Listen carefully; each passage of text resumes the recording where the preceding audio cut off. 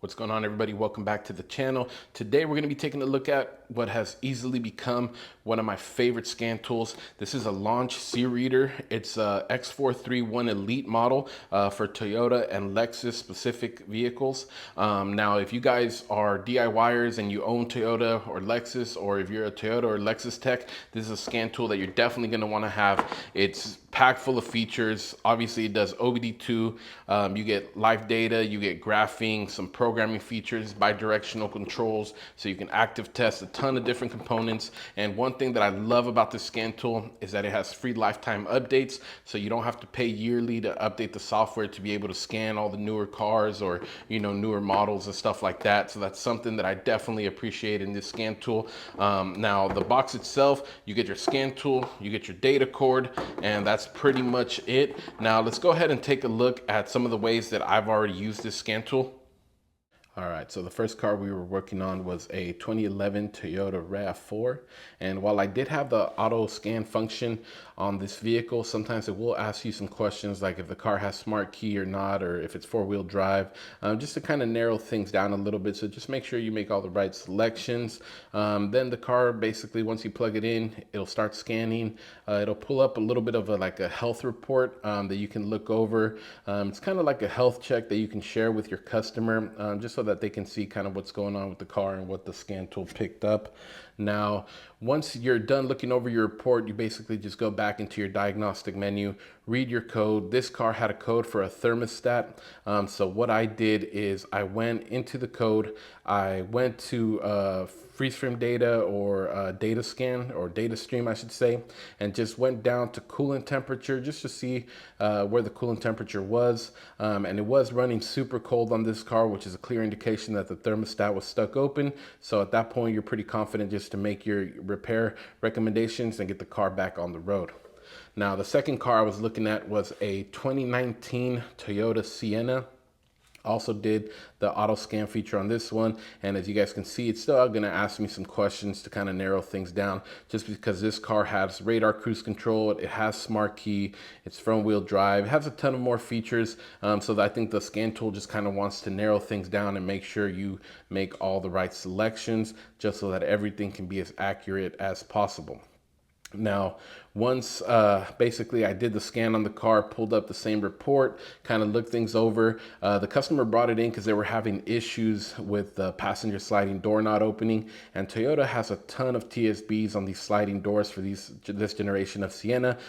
So once I pulled the codes, I found basically codes for that passenger side sliding door.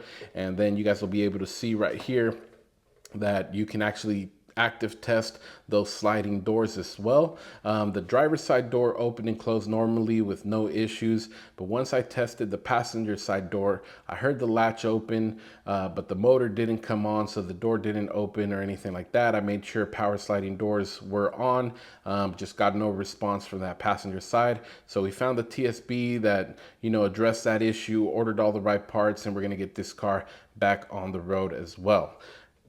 Now, as far as other systems and functions of the scan tool, you guys are going to see right here. I'm just going to test kind of the reverse signal. Basically, you take your shift lever, put it in reverse, backup camera should come on, and then the scan tool picks up that the reverse switch is on, and that way, you guys can monitor, brake switches and stuff like that as well. It'll test your battery voltage, accelerator idle position. Basically, you step on the accelerator, it tells you if it's picking it up. You can also basically monitor your transmission temperature. So if you guys are doing a transmission flush and you got to get it to the right temperature before you can fill it, this scan tool will come in super handy. You can also test and graph your oxygen sensors, fuel trim. So this scan tool definitely has a lot of functions and it comes in handy, guys. I definitely recommend it. Test your oxygen sensors and IM readiness as well. And even though it is a Toyota specific scan tool, it does have that mall function, so you can download other software for other makes and models as well. All right, so hopefully from those clips, you guys can see that there's a lot of power packed into this little scan tool. So if you're a Toyota or a Lexus tech, I definitely recommend you pick one of these up. It's definitely a must-have, especially let's say if you're in a big shop. For example, I think our shop has maybe 3 or 4 tech streams. So, you know, if you're sitting around waiting for somebody to free up a tech stream, it can definitely slow you down and set you back and just kind of waste your time. So if you have something like this, you can definitely plug into any gas or hybrid vehicle and, you know, start pulling codes, start reading information, start, you know, getting your work done and just kind of increase your workflow. So I definitely recommend it. And if you're a DIYer and, you know, you like to work on your own cars and, you know, you have a newer Toyota vehicle, I definitely recommend you pick these up, especially because I think TechStream is no longer available as far as the software goes, or at least it's kind of getting phased out, then because Toyota switched over to GTS, which is not commercially available. So if you know, if you have a laptop at home with TechStream software on it, eventually on the newer vehicles, you're not going to really be able to use that anymore. So it's definitely going to pay off to have something like this that can plug into the newer cars and still get you information and still active test certain components. So I definitely recommend you guys check it out. Now, if the scan tool looks familiar to you guys, which when I got it, it definitely looked familiar, and that's because you can actually find similar scan tools on your tool trucks. For example, this one is from Matco, and it's pretty much about the same model. I assume Launch probably makes this one as well too, because everything's pretty much identical.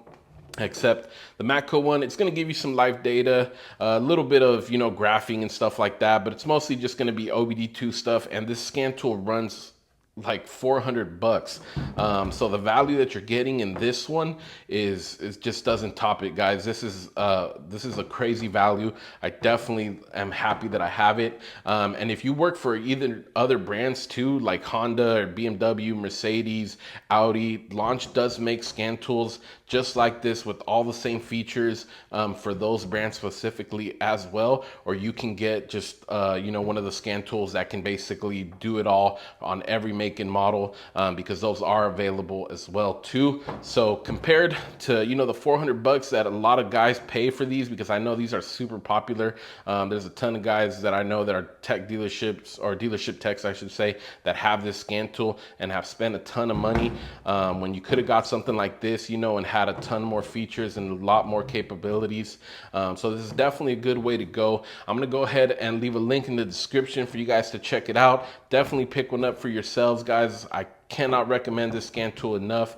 Aside from that, let me know what kind of scan tools you guys are using in the comment section. Please give the video a like, subscribe if you're not already subscribed. If you guys have any questions, please reach out to me either on YouTube or on Instagram, which is usually the easiest way to get a hold of me. But thank you guys for watching, and we will see you guys on the next one.